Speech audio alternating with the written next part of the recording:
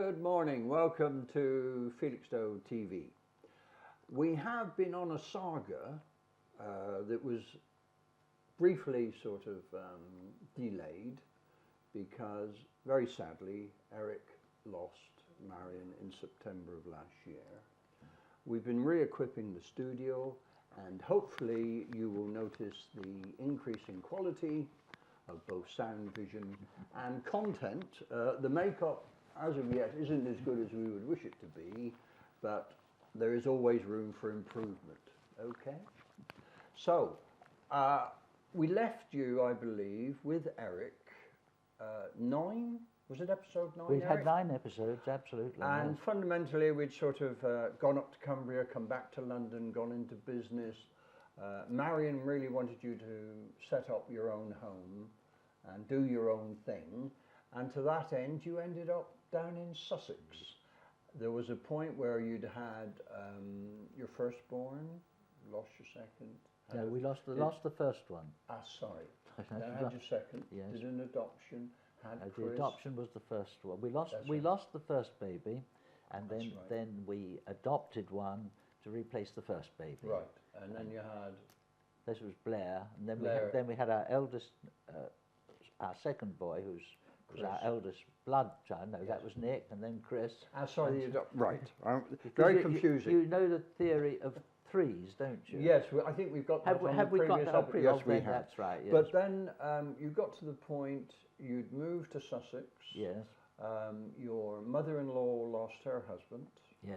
And as a result of her unhappiness, she came to live with you. That's right, yes. Yes. So we're really at the point which every husband would love, is when mum-in-law came to live with us. Yes.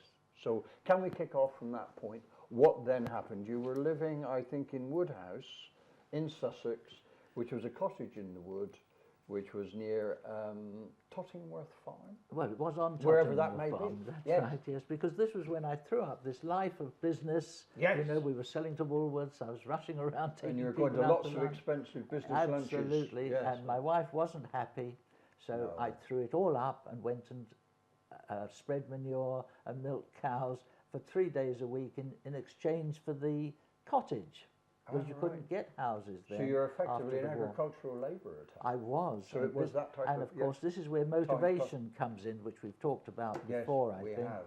Because there, in those days, we weren't getting any benefits or anything. We didn't have any money, so I had to do something. And this is what the motivation made me go out and invent things. Now, you'd already done a bit of inventing. I'd already done a bit of inventing. You'd already come in with a woodworm killer. No, this took place at Wood Cottage. Did it? This is all started there because I went to an auction sale. I bought this wardrobe and chest of drawers full of woodworm. You've no idea. Oh dear. And so were you aware of that at the time of purchase? I wasn't really. Oh dear. And so I got it. That's a warning. I thought how wonderful it was to buy it so cheaply. Well, you knew. But then, why. of course, I had to do something about it, and I invented this. I found this chemical. It's been banned now, dieldrin, I think it was called. Right. And what the idea was, it was a filler killer. Oh right. So you made this mixture up, and you spread it over the holes. It filled the holes up, so you couldn't see you'd had woodworm. Oh, that's and good. it gassed out the woodworm. So a two-in-one. A two-in-one. Brilliant. Brilliant idea. Yes, we need more of these things. So I patented it, obviously. Yes. And then I started selling it. We used to mix it up in a big tin bath, and we put adverts in, and in came the postal orders, and so that started it off. So then we had enough money to send our eldest boy to a nursery school, which was expensive. So what were you selling it for? What sort of price? We started off at 1 and 11. Lovely figures those, weren't they? 1 and 11. Can you imagine that? I hate to think how much it is, about 9.5p or something ridiculous. They don't market it that way now, don't, do they? no. You know, you went off with a penny out of it. Yes. You went with something as well as something. But then we put it up, the price up, and it sold even better. Did it really? And then we put it up again, and we found the best price was 7 and 11. That was brilliant. Oh, really? But then my mind went on to other things, and we actually sold it to some people, an American firm. I offered it to Rent-A-Kill, Rent-a-Kill offered me £250 Oh, for how the generous. invention. Goody, goody. It was what I didn't think it was enough. No, absolutely not. And so I turned them down. So this was a cottage industry. You and who else in the family were involved? My wife and I, in the evening, Really? we'd get out the big tin bath, And had plaster of Paris and the chemicals and the Oh, what's it. right. We used to mix it all up, then spoon it into these packets. I put adverts in the paper, and in the morning in would come these postmen with a big bag of postal orders. Great. And this is...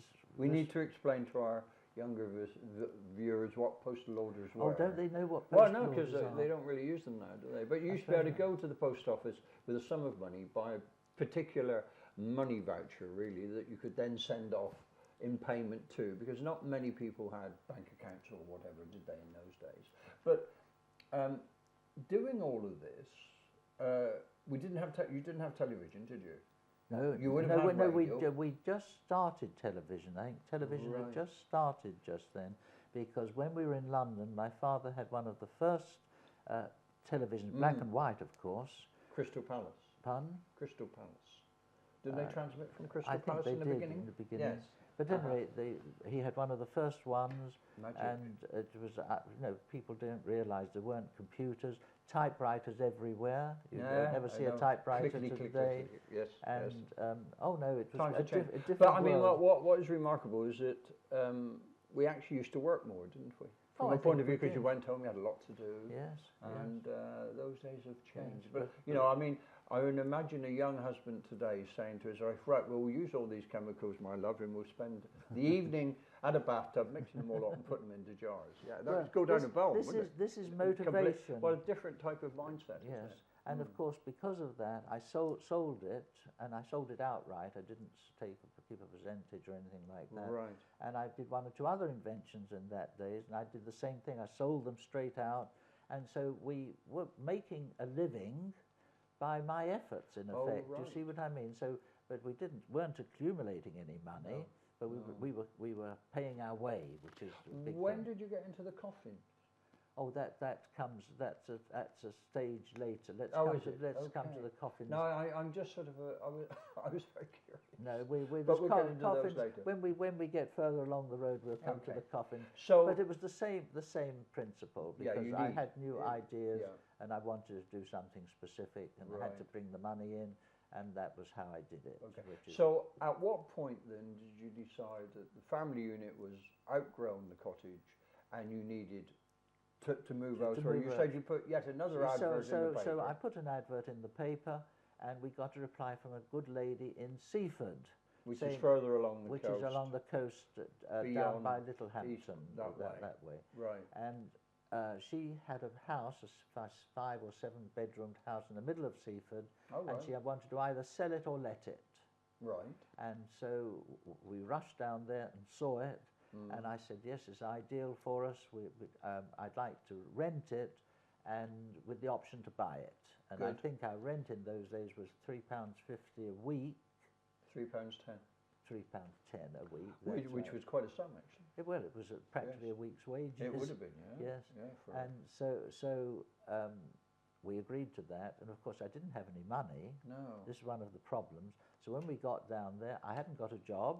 No. I hadn't got any income coming in, so I thought, what shall I do? And I looked in the paper, and I saw an advert for a part-time PE teacher, physical education. So Eric, that's not you. It's not me. I've never taught in my life. So, and I wasn't particularly keeping fit or anything like that. That's what I was thinking. So at any rate, I applied for the job, Right. and I got it. And it was interesting, you know. Yeah. I found that I had a talent for it. Mind you, you had been subjected to PTIs in the Air Force, so you had some idea of circuiting bumps. Oh, yes. So so you could have sort of regurgitated that in different form. Yes, right, good. So, but basically in Seaford in those days, people don't realise, once again, there were these little private schools everywhere. In Seaford there were 16 of them. I'm amazed. And Absolutely but some amazed. of them with 30 or 40 pupils, some with 90, 100, one or two very big ones with 200 and 300 in them. Yeah. But there was like a little industry in Seaford, so there were boarding schools, and people would send their children off to boarding school, and they were relatively cheap, not the fees that they charge today. No, well, today, today fees, I mean, even a day school, they charge £8,000 and £10,000 a year for each pupil. Yeah. Absolutely incredible. But in is. those days, it wasn't like that. Mm.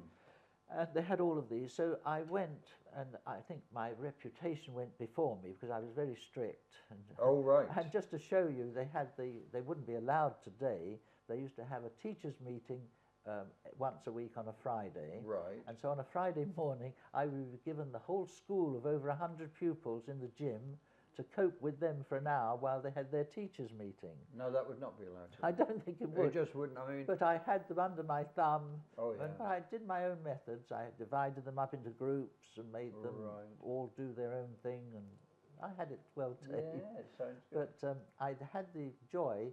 They had a convent school in Seaford, and they applied to me, and I said, would I go and help, because I was a Roman Catholic, and it was a Catholic convent. And I said, of course I'll come and teach for you. So I went down to teach for the nuns. Oh, right. And of course the nuns, I was fairly strict with their youngsters, obviously. And the headmistress came to me one day and she said, we've got a class of girls, teenage girls, 13, 14. They're absolutely unruly. Nobody can cope with them except the headmistress. She hasn't got time to cope with them. Would you teach them maths and physics? Right. So I said, yes, I'll take them up for maths and physics. So I started teaching maths and physics. And for that you had what teaching diploma? No, nothing. I had my London matriculation, which had a value, didn't it? Which had a great value in those days. So you were able to do it on the basis of that? You had to take 5 exams in a week. You took a full day for each exam in 5 subjects. Yes. So you had a week of exams. If you failed one exam, you failed the lot. Yep. And so it had a tremendous value, So I had a colleague, a Scottish lad, who had taken the Scottish Mech, which was very hard, and they kept it for a long time. Yes. We got rid of it, didn't we? Yes. But there was a very interesting bit there. This Reverend Mother came to me one day and she said, we're a bit worried because one of the relatives of one of our nuns has left her a radium bottle, and we're worried about it. Now we're talking about the actual creation of radiation. Radiation, oh yes. Right.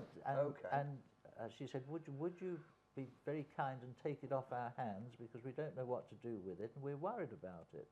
And so she gave me this box which had this little pad in it, and it had all printed. It was done about turn of the century, about 1902, when radium was discovered. Right. And on it had, this has got 0.02% radium in it. And if you have pains or aches, just put it over the part and it'll cure your aches and pains. You're kidding. No, I'm serious. And this is really there. And so you're a little nuclear. So I used this, and I found it marvelous. My mother-in-law used it. We used it for a long time. Now, the sequel of this was years later. I presented a series of programs for Pure Invention for the BBC. Oh, right. This was the forerunner to Tomorrow's World. Oh, I used to enjoy that program. And the director said to me, he said, I want to finish on a different note. Right. And in those days, this is where we get our thing from here. We've gone back to live streaming. Yes. And this is what we used to do then. Yes. And he said, what I want to do is to have a special finish for it. And I said, well, I've got this radium bottle. Get a Geiger counter and somebody else, Yeah, there are lots of Geiger counters we can around finish up with it. And so we started there and sat down with this guy, this thing in front of me. I had a doctor on my left and the producer on my right and all the rest of it. And the man with the Geiger counter ran it over the bottle. It went mad. I remember clearly, because it went like a really sharp click. Oh, really sharp. Yeah. The doctor on my left jumped up and left, went over the other side there, but he was still in the picture. And I said, why have you jumped up like that? He said, for that level of radiation, he said, in a hospital, we'd have lead sheets. Walls of thick lead and protection and what's it. And he said, you've got it there. I said, what damage can it do you? He said, well, the first thing is it'll make you impotent. Right. And I was able to say to him with a vast smile, we finished, well, of course, I've been using it for years now. And how many children? So there we are. But anyway, it's interesting. So what was this, in a lead box or just an open? No, it's just, I've still got it, I still use it. Right. Should I sit further away? Well, perhaps you should. Maybe I'm radioactive. Who knows? Well, you're now what, 88? So 88. So I'm not far mind off you, there's 90. some very elderly folk at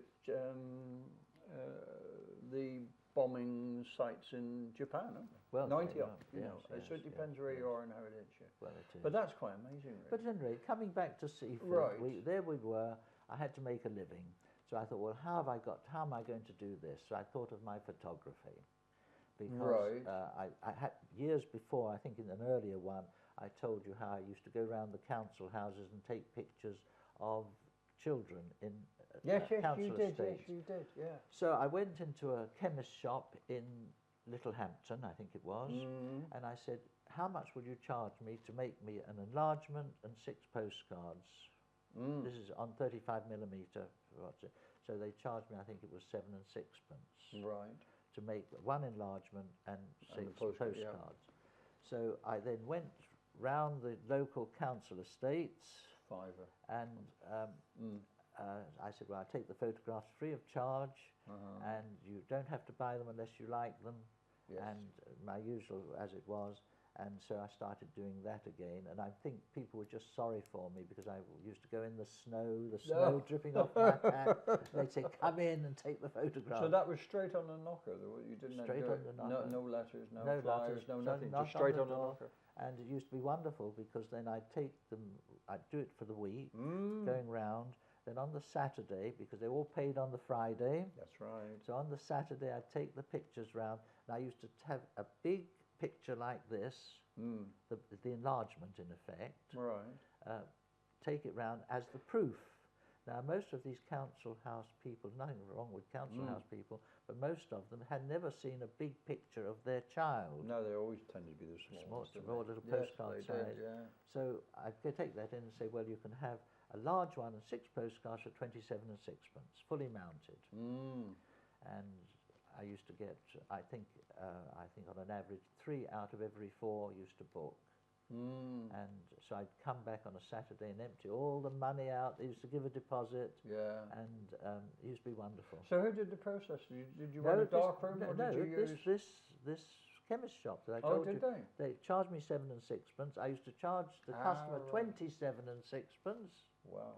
And this pound was the profit. I made a pound profit on each one. But I'm only mentioning this because to show about motivation. Oh, yes. Because today there's no motivation to do it. So, of course, having been triggered back to the photography, I thought it would be nice to have a studio. Absolutely. So I looked round Seaford, and there I found an old blacksmith shop, and it was a building, you know, in the behind the main shopping parade.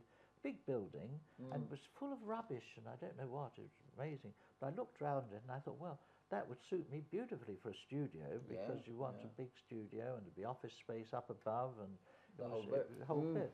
So I traced the owner of it. It was somebody who had a holiday home in Seaford. Right. And he said, yes, he said, it's full of rubbish, but if you give me £100 for the rubbish, right, and clear the rubbish out, I will then sell you the building.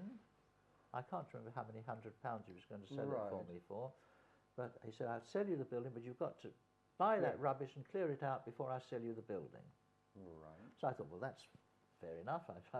So I used to get up at 4 o'clock in the morning, and between 4 o'clock and 8 o'clock, I used to get the car, load it up with this, I had a trailer, load it up with this rubbish, and either clear it down to the, I forget where we used to take it now, but I hired part of the local gasworks, because in those days there used to be gasworks everywhere. Yes, we did. And then, of course, because the electricity came in, all the gasworks closed down, and they were selling the gasworks off. Right. So a man had bought the gasworks in Seaford, and he was demolishing it, and there were some sheds there, and I hired one of the sheds to move all this stuff into. So what sort of stuff were you actually clearing out? Well, it turned out that this man, I don't know whether you've heard of the Victorian photographer Lafayette. No, I haven't. He was a big photographer going from about 1880 till... What sort of a society photographer? Oh, society photographer, royal photographer. Right. He had all the royal portraits and what have you. But apparently they had a big studio in Bond Street, and the Yeah. family had gone on right from those days up to the 50s. But then, in the 50s, this was the man who had his holiday home in Seaford. Ah, right, okay. And he had closed his studio down, right. moved the whole contents, willy-nilly, all the rubbish, everything into this building. Oh, right. And this was how it came about. So when I started clearing it, of course, my photographic mind found full-plate cameras, boxes with most amazing... Aladdin's cave. To me, it was like an Aladdin's it must cave. have been beautiful. And so I stuck all this in a special corner in the gasworks. Yeah. But it's sad because I found all the royal photographs. Oh, did you? And in those days, this man, of course, what he'd done in Victorian days, used to take black and white pictures. Right. And then they'd get an artist to paint them. So what, they looked like... no, oils. Really? Absolutely. Jeez. And there was a magnificent one of Queen Victoria and Queen Alexandra, all the royal... And I found afterwards, of course, the only other copies of them were in Buckingham Palace. Oh, right. So, but this I discovered later, at the moment, they were all junked together with... So the plates had gone, had they? No, there were all the plates All the plates were there as well? all the rubbish, and there was as big as this studio, Right. full of old ledgers. Jeez. Now, in those days, I looked through them, they're all full, going back over the century, well, for 50 years of ledgers. Right. And so I found one which was practically empty, which I kept. The rest I sent off for scrap paper, waste paper. You sold it as pulping, waste paper. you could get money, couldn't you? And of course, I realised now there was all the royal accounts, each one of those ledgers. I shudder to think what one of those the history that went to and the the history pulpers. that went to the pulpers like that. Yeah. But to cut a long story short, the man, I got it all cleared, and I thought, well, there was still earth on the floor because it was an old blacksmith shop, so I concreted it over. And then I went to the man, I said, well, I'm all ready to complete the sale now. And he looked over the building, saw the potential of it, of course, now it was empty. Oh, yeah. And so I've changed my mind, I'm not selling it to you. So you'd done all the work. I'd done all the work. You'd cleaned it all out, you'd cemented it, mate. That's a dirty trick. It was a dirty trick. But you see, out of bad comes good, because from that I rescued the Lafayette collection. Yes, which indeed. is a great asset and wonderful things. We've still got some of the photographs ourselves. Have you? Which beautiful frame. Perhaps you need to bring one next time, maybe and we can put it on camera. Maybe people can that. see So, just how sort of colour photography came. So then I went on from that. I thought, well, I've got to make a living. Yes, absolutely. So I went to the local theatre in Brighton, which was a few miles away. Yes. And I asked them if they'd like me to be their photographer. Right. I used to do their front of house photographs. I used to take pictures of the artists and sell them the pictures. And I started with fashion photography. And there was a mannequin school there. But I stopped working for them because I found they were rooking people off. They were going to these girls and women. Yes, and, keep hearing it. And they had to and pay so much for their portfolio. And they paid money to be trained as a mannequin. No, right. And of course I looked at these women and got them in front of me Not to take pictures, and no chance of ever doing anything professional. No. So I stopped doing that. It wasn't fair. They were exploiting the woman's wish to become Sadly, a model. it still happens, Eric. I'm sure it does. I'm sure it does. But I stopped that. And another idea I had, of course, Brighton was Eastbourne was the other side of us. We had Eastbourne, Brighton on one side, Eastbourne on the other. Yeah. So I duplicated, and of course this is a funny thing, People today, it's so easy to copy things, and no problems, copier and printers and by the end of the Soviet Union, nothing like that at all. No. And so I wanted to circularise the hotels in Eastbourne. Oh, right. So I thought, well, now how am I going to do that? So I remembered how we used to do it in the Met Office in the war. And in those days, you know how they used to duplicate. They used to have turn the handle. Thingy, and of course, they're very expensive. And they didn't even have those in the war. No. We used to, do you know what they used to use? No. We used to have a metal tray, 1/4 inch thick, gelatine in it, just melt the gelatine. This was in the wartime. Right. Melt the gelatine, then on a special carbon paper we used to type out the daily weather report, because I was with the Met Office. Then you'd lay the carbon paper on the jelly, so the ink would go onto the jelly. Right. And then you could peel that off and lay down a clean sheet of paper on it. And take off the copy. And you could take 100 copies. They weren't brilliant copies, but they were readable. Oh, right. And that was how we did the war. All the bombers went off with their forecasts produced on this gelatine. So was that written out, or was that the pressure waves and the map? No, this was just a written report. Because you had to type it. Yes. And on this carbon paper. So I did these 100 letters to the hotels in Eastbourne. Right. So I had this brilliant idea. Do it on that. I had a picture of the hotel and then views round it. So that the hotels could sell the postcards and promote themselves at the same time. Yeah. And so I did 100. My wife and I went round Eastbourne, distributed 100 of these leaflets. Yeah. From those we got 3 replies. 3% return. Yes, they said come and do it. Because I offered it to do it free of charge. If they liked it, we'd do it. If they didn't like it, they needn't have it. Right. Because I didn't have any samples. No. So these 3, I did it for them. They all ordered, the whole 3 of them. Oh, right. So then I had 3 sets of samples. Okay. And so then I used to go into Eastbourne regularly 2 or 3 times a week and do these postcards. Oh, right. And they did very well. In the end, initially I used to have I bought second-hand a big drum dryer. Oh, yes. A huge thing. We had it in a room. And I used to work all night to just show you how I used to develop, print them and dry them. And then because the quantity got so many, I had an Ilford firm to... Ilford film? Ilford had a subsidiary who printed them off for me. Oh, right. And then when we finished, we actually I can't remember, I sold it or gave it to the Ilford firm. And they actually continued it in Eastbourne, the idea. Yeah, so it good just idea. shows you how we get. Now, how are we doing? We're doing okay. No, we've got sort of. We're all right. We're all right for time. We're going to end up, aren't we? When you've because you moved into this Victorian 3-story house, but then you moved again, did you? Oh yes. We've got another story to come up there because my wife was very religious and. She joined the Third Order of one of the Catholic things. I can't remember, it was a Third Order of something. And so she wanted to do good. Yes. And because we had this adopted child, yes, we hadn't officially adopted him because there was somebody still in the picture. Right. The mother didn't turn up for 20 years, but that's a different story. Yeah, I can believe. But we were worried because this was the days of 300 or 400 children in a children's home. Yes. They used to be shipping them off to Australia and Canada. Yeah, that was a disgrace. And there was no money involved with it because today, if you foster a child or take a child, they lavish you with money, which is good, as it should be. In those days, there was nothing.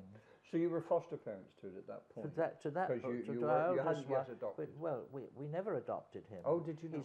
He's still now, he's over 65 now, and he's still our son. Yes, but he's very special to us, obviously, because because we saw what had happened with him, and so of course I think the authorities thought, well, here, what's an answer to our problem? What to do with some of the children? Right. So they said to us, would we take some more? Oh, did they? Local authority? But obviously we didn't have room for it.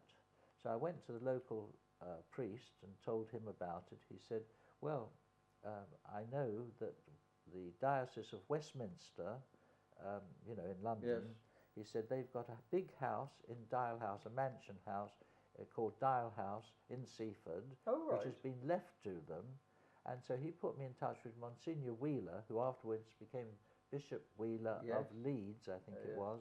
And he came down and I went up to see him in the Dial House, and I told him all about it.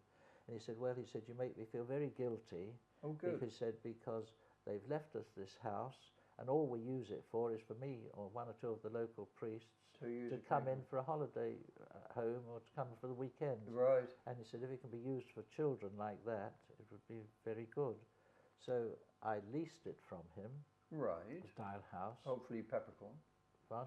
Hopefully peppercorn. I can't remember. Isn't that strange? Yeah, it is. But I think I did pay him. Yes. But nevertheless, it enabled us. I think we started off with a family of 4 children. What, all brothers, sisters? There's Marion, Gina, and the twins. Really? And they're still. I went to Marion's 60th birthday party last week. Ah, so brilliant. It shows you how we increased our family, and this was the start of our big family, which we ended up with 33 children. You're kidding. No, and Arundel Priory, but that is another story. Okay, well, we're at a very convenient point. We're still in the delights of Seaford. You've moved house. The Roman Catholic Church has at least helped with the accommodation so that you can actually do what Marion wished to do, which was to help those, particularly children. Yeah. And isn't it a shame? We still need to do that today. In some places, children aren't treated particularly well, even in our own country, are they? Eric, thank you for that. And we will, one day, get to why you came to Felixstowe. Oh, yes, that'll come eventually. So on that note, thank you very much for viewing, and I look forward to seeing you again.